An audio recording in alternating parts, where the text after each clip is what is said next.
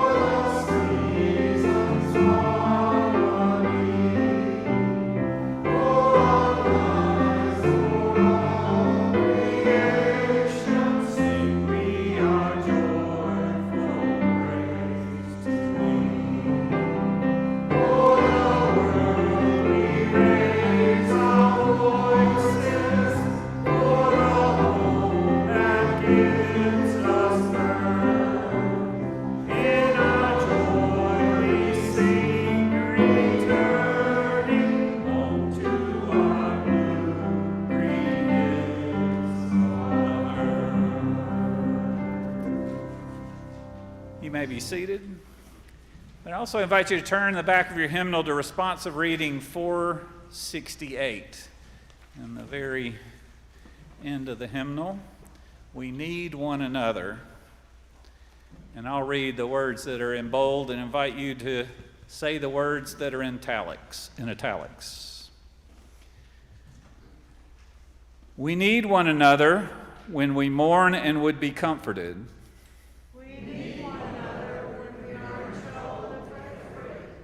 We need one another when we are in despair and temptation and need to be recalled to our best selves again. We need one another when we would accomplish some great purpose and are not alone. We need one another in the hour of success when we look for someone to share our triumphs. We need one another in the hour of defeat when encouragement behind the door and stand again. We need one another when we come to die and would have gentle hands prepare us for the journey. All our lives we are in need, and others are in need of us. Now have Mark Mahundro, and after Mark, Carol Villaverde to share some memories.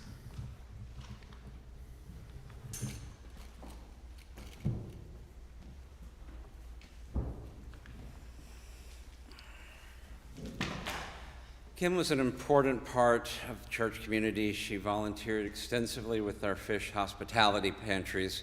It's an organization here in Knoxville that works to end hunger. I got to know Kim during the pandemic. When the pandemic started, the church had to close physically. Members of the staff and volunteers facilitated Zoom check-ins, and I also did some guided meditations on Zoom a couple of times a week. Kim came to the very first one that I did, and with the pandemic and being a church where we communicated via Zoom and were able to cross the distance, this allowed Kim a chance to be connected closer to the church.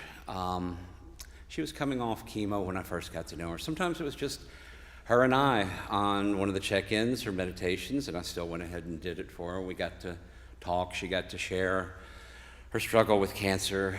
I got to tell her about some of my stuff that I was going through, and it was just holding space for each other, and it was very, very precious to me and to her. Later on, she became a member of what we call a heart-to-heart listening group. This is a group that met via Zoom, and several members of that group are here today. And that group met once a month, and we shared our highs and lows and held space for each other. It was a time of deep sharing and deep listening, and Kim was a very important part of that. She was in it with us for almost 2 years. And she shared her highs, and then when the cancer came back, we held space for her. And she meant a lot to all of us, and she will be missed, and I feel like she touched my life, and I'm better for it.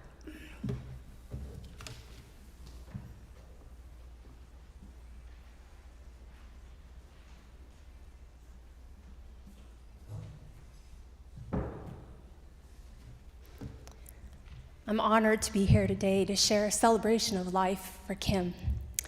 When I was thinking about what to talk about and share, one of the ideas, or two of the ideas that kept coming up, was that Kim lived in gratitude and found blessing in every circumstance.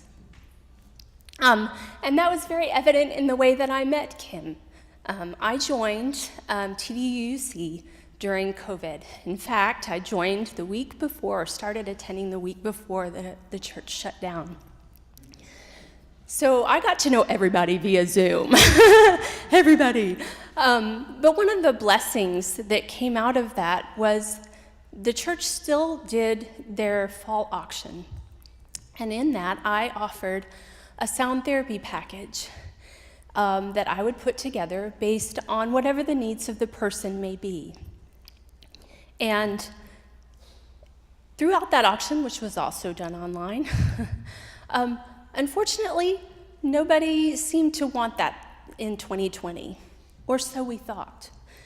So another year passed by, and in 2021, another person who was in charge of the auction contacted me again, and they said, "We noticed that you offered a sound therapy package last year. Would you like to offer that again?" And I said, "Well, nobody purchased last year, but I'll be glad to offer again." And she said, "Okay." And then about 10 or 15 minutes later, she called back and she said, "Someone did purchase your package last year."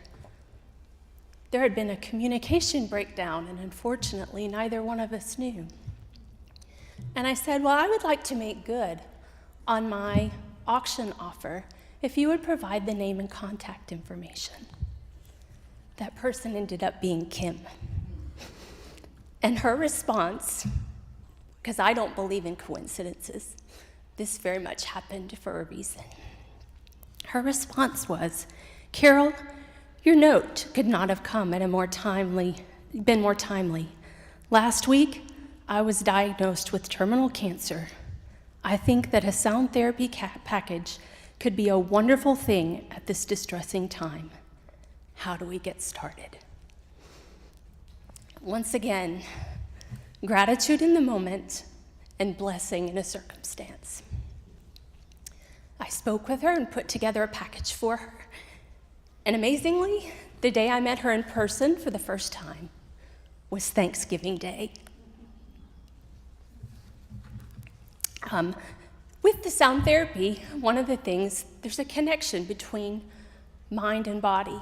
And to take advantage of that and use that for healing, sometimes we use things called guided imagery. And it can be a tool for helping someone envision healing inside or healing with relationships, or envisioning how they can be empowered to help their body heal. And so we used some guided imagery for her sound therapy. And she found it quite funny that chemotherapy in this guided imagery was referred to as a love potion. So there again, she found laughter in the circumstance and found blessing in the circumstance. And with that, she was able to continue moving through chemotherapy and immunotherapy, and was always grateful for the extra time she got. I was blessed then, after meeting her through sound therapy, to be put in the same heart-to-heart group with her and got to know her further. I loved listening to her be so attuned to her body with what was happening with chemo. She knew when her up would be and when her low would be. And she was so funny. She would come in and she would tell us how she had mapped out when she could do her Pilates after chemo treatment and when she could do her walking. During Heart to Heart, we learned about home-cooked meals with her mother. We learned about the love and the loss of her sister Jenny. We also learned of her love for reading and her concern for social issues. Kim always had a book to recommend or an author to suggest. And through that, I also found out that we both had a love for this Children's Diversity and Justice Library here at TVUUC. The other thing that I got to do for her, or with her actually, she did more for me, I think, in a lot of ways. She loved porch visits with her friends. And I would drive out occasionally when weather and her health permitted. She would talk about her travels. She would talk about her family. We spent time observing the wild animal antics in her yard and listening to the trees rustle and the trunks crackle and moan in the breeze. One day I made the mistake, though, of drinking too much coffee and water before I went for our porch visit, and I live 45 plus minutes away. So I said with a full bladder, "Would you mind if I use your facility?"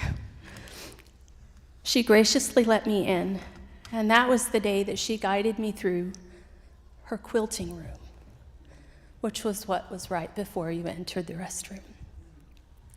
And I got to see beautiful pieces of fabric laid out and different projects in different stages, and got to learn about her activity with the Smoky Mountain Quilters Guild. Such blessings. Unfortunately, I didn't get to have my last porch visit with her. We were going to do it this fall when the weather got better. But that's okay. I told her in my last email, I don't know whether she got it, that I would spend some time in nature meditating and send my spirit to play with hers. And I tried to figure out, how do I put all of this love of music and the rhythm of life and the love of nature and reading and all the beautiful quilting that she did, how do I put this together? And I found a lovely poem that I thought would put it all together today, and that's what I'm going to close with. It's called A Legacy of Stitches by Sandra E. Anderson. A legacy of stitches is what we leave behind, the imprint of our very soul that lasts beyond our time. The heart that quilts knows, oh so well, the peace that can be found as needle meets with fabric, for there is no sweeter sound. Whether quiet piecing done by hand or on our sewing machine, there's rhythm to our stitches as we sew along each seam. Those stitches tell the story of our lives as they unfold, as we think of quilts that Grandma made with stories left untold. The humdrum of our daily lives grows elegant and grand when we start to cut to the pieces then stitch the fabric in our hands. And whatever is the reason for the quilts we piece and sew, and whoever is the maker, there is one thing that we know. Each quilt is full of memories and is a treasured thing. If quilts could talk, imagine how some quilts would surely sing. For some quilts are sewn in happy times, and others when we're sad. And some are sewn in laughter, and others when we're mad. Some are sewn to warm us, and some sewn just for fun. And some are works in progress that never quite get done. Some quilts are sewn for beauty, a quilt made just for show. But the heart of the true quilter is the one who really knows that no matter how the quilt is stitched, we leave our mark in time. This legacy of stitches is what we leave behind. Thank you.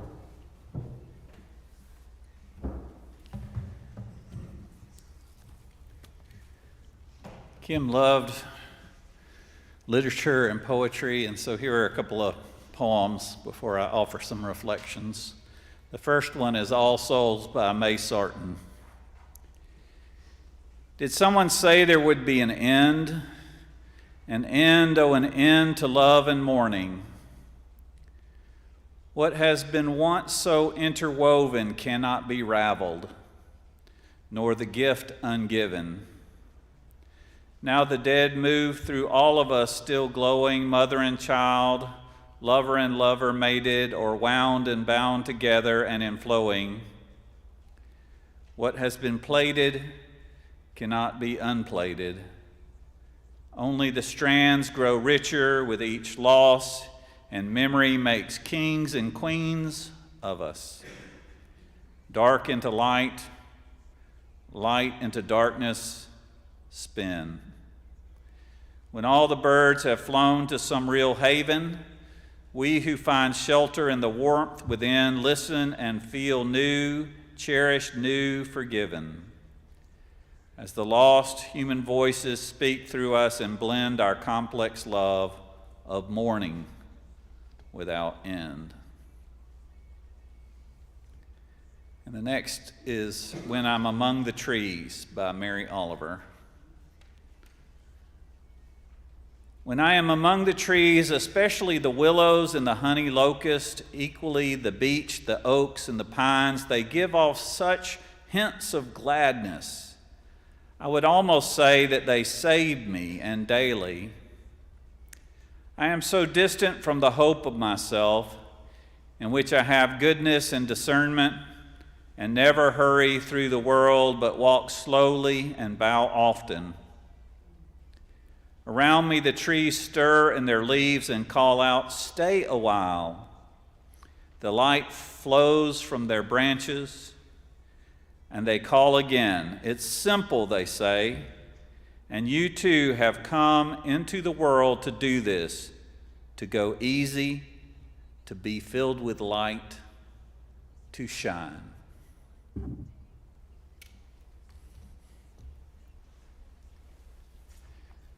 When I went to see Kim on the Monday before she died, her hospital room in Blount Memorial was filled with flowers. Just all packed with flowers from everyone who knows and loves her, flowers from all around the country. And as we were talking with each other, at one point she said, "Maybe I should get rid of some of these flowers. I don't want it to seem like a funeral home in here." I said, "Actually, you look like a flower child in the middle of the summer of love." And that's exactly what it felt like in that room. And that is exactly how she felt. She said she felt surrounded by love. When I asked her how she was doing, she told me, "I am at peace." Indeed, over the course of our visit, I got the distinct impression that she was more at peace with death than she was with the Tennessee legislature. She was particularly upset about efforts of state and local governments to ban books. That really got her goat. Books like the Pulitzer Prize-winning graphic novel Mouse, or the Newbery Award-winning children's book Dragon Wings. The list goes on, sadly. However, she turned her anger into action by donating 157 books to the Children's Diversity and Justice Library that's housed in this church, provides books beyond the walls of this church, but includes many of the books that our legislature would like to have banned. And when she described why she did it, she used colorful language. And I will interpret one of her colorful terms for our elected leaders as simply the word people. She said, as long as people are banning books, I'm going to keep donating to the Children's Diversity and Justice Library. From her hospital room, she had a great view of the Smoky Mountains, a view that offered a vantage point for reflecting on many of her life choices. Kim had been an urban professional on track to be vice president of her company when she decided to trade in a 5-bedroom house in the Washington, D.C. area for a 2-bedroom house and 5 acres of land in Walland, Tennessee, in the foothills of the Smokies.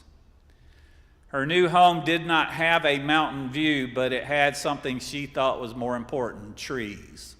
She loved to be around trees.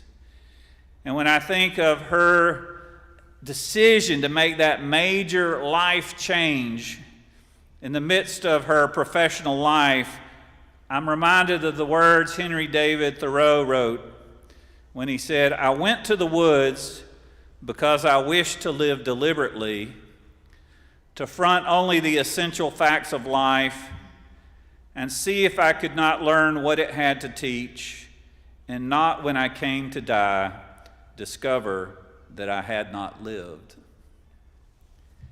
In her own unique way, in a way suited to her personality, she moved to the woods, and she chose to live deliberately. She wanted to choose the kind of life she wanted to live and not let external circumstances or the automatic motions of a career track make those choices for her. She chose to live in Tennessee, and her process of choosing Tennessee was, like everything she did, very deliberate. She did a lot of research. She loved to travel, so she traveled to some different places to see where she might want to live. And she settled on East Tennessee because of the natural beauty of the land, but more importantly, the neighborliness of the people. She loved the conversations you can get in with someone bagging your groceries or the cashier, and just the kind neighborliness and friendliness all around. When she first moved to Tennessee, she gave herself a sabbatical of sorts, and she took acting lessons at the University of Tennessee to explore the life of drama, and she also took singing lessons. So she was interested in the arts and wanted to immerse herself in them. She liked to try new things. The Tao Te Ching tells us before there can be peace in the world, there has to be peace among the nations. And before there can be peace among the nations, there needs to be peace in the cities. And before there can be peace in the cities, there must be peace in the neighborhoods. And before there can be peace in the neighborhoods, there must be peace in the homes. And before there can be peace in the homes, there needs to be peace in the heart. And I think that's why she chose this particular area. For whatever reason, it had the ingredients that allowed her to have peace in her heart. She could die in peace because she was able to live in peace. However, even when she had settled in the mountains, she was a citizen of Walland and a citizen of the world. She loved to travel, and she traveled both for work and pleasure. Her work took her to many different parts of the country, and she could stay in touch with this church. Our ability to be a place you could stay in touch with online has grown over time. At first, it was just podcasts. She would listen to the podcasts that were on there, and gradually, heart-to-heart circles and some other online worship experiences. But these were important ways of staying connected to her church home as she traveled for work, or as chemotherapy made it difficult for her to be able to be among people. When she was healthy, she loved to travel for learning, for education, and traveling with the Smithsonian Institute to learn more about ancient Celtic culture in Ireland, Scotland, and Normandy. So she loved to go to film festivals, the Toronto Film Festival, and she got to go to the internationally famous Cannes Film Festival in the south of France. That's a bucket list right there. When she wasn't traveling in body, she was traveling in her mind as an avid reader. She was like one of the characters in her favorite book, The English Patient, of whom it was said, "She always wanted words. She loved them, grew up on them. Words gave her clarity, brought reason, shape." Kim loved language. She loved words. And she was the consummate professional. Both in her work and in her relationships with family and friends, she was dependable. She was reliable. She was loyal. And she was generous. As consultant, she learned to ask for her value to the organization. That's something she said women often don't have the confidence to do, but she was able to ask for her value, to live into that Rabbi Hillel's maxim, if I'm not for myself, who will be? If I'm not for myself, who will be? But if I'm only for myself, what am I? She asked for her worth, but she gave generously. She was devoted to her family, her mother, Karen, her sister, Lisa, brother, Paul, and her beloved brother-in-law, Josh. She had very fond memories and a strong connection with her sister, Jenny, a blessed memory. And she told me that Jenny's early death was part of why she felt at peace with the brevity of her own life. It helped her to teach her to appreciate every moment, and not take life for granted. She brought her very deliberate way of living to her process of dying. Her friend and fellow church member Ann Whitney told me, "I was impressed with how Kim faced her terminal diagnosis. She let her oncologist know she wanted all the facts, no matter how bad, and to work collaboratively. She didn't hide from her feelings or grief or anger, but always held out hope. She loved to learn and to travel and had planned some trips for the time she believed she had left. But as her condition worsened, she said her bucket list had shrunk to one thing: spending time with those she loved and who loved her. Though she had fought hard, in the final days she said, 'I am at peace.'" Shakespeare wrote, "We are such stuff as dreams are made on, and our little life is rounded with a sleep." And this was similar to what Kim told me. She told me she did not believe in life after death, but anticipated a long, deep, and dreamless sleep. And when people asked her what life would be like after death, she said, "Sort of like 1847. She was not one for self-pity. She told me that when bad things happen to human beings, we have a tendency to say, "Why me?" And Kim said, "Why not me?" She said, "I'm just a speck of dust in the cosmos." And I suppose from a strictly scientific point of view, there's a measure of truth to that. and from the grand scale of the cosmos as revealed to us by the Hubble telescope and the Webb telescope, she does have a point. But not every speck of dust has been on the receiving end of so many flowers. So many flowers. Not every speck of dust is surrounded by so much love. Not every speck of dust has sauntered among the Neolithic ruins of Celtic Europe or walked the red carpet at Cannes Film Festival, or devoured the best literature by the best writers, or made the best friends all around the world. Curiously, the Sufi Muslim tradition teaches that when we die, we're not only one with God, but one with creation. As the poet Rumi once said, I am the dust in the sunlight. I am the ball of the sun. I am the mist in the morning. I am the breath of evening. I am the spark in the stone. I am the gleam of gold in metal. I am the rose and the nightingale drunk on the fragrance of the rose. I am what is and what is not. I am the soul in all.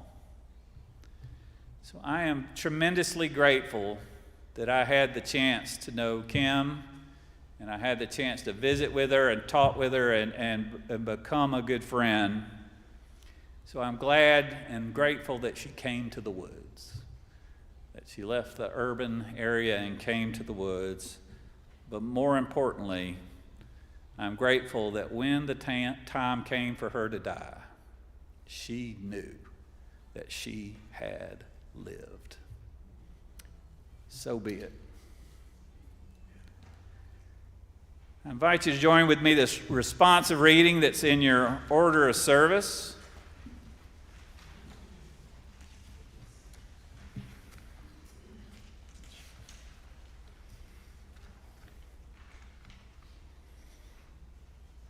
Your lines are real easy. It's we remember her. You don't even have to look at it. In the rising of the sun and in its going down, we remember her. In the blowing of the wind and in the chill of winter, we remember her. In the opening of buds and in the rebirth of spring, we remember her. In the blueness of the sky and in the warmth of summer, we remember her. In the rustling of leaves and in the beauty of autumn, when we decide that success means less money and more trees, we remember. When we see a citizen of Wallen can be a citizen of the world, we remember. When we read a good book at home and walk the red carpet at a film festival in France, we remember. In the beginning of the year and when it ends, we remember. So long as we live, she too shall live, for she is a part of us as we remember. This last hymn is her request, her favorite hymn that we sing in church. I invite you to stand and body her spirit. Hymn 1064 in the teal hymnal, Blue Boat Home.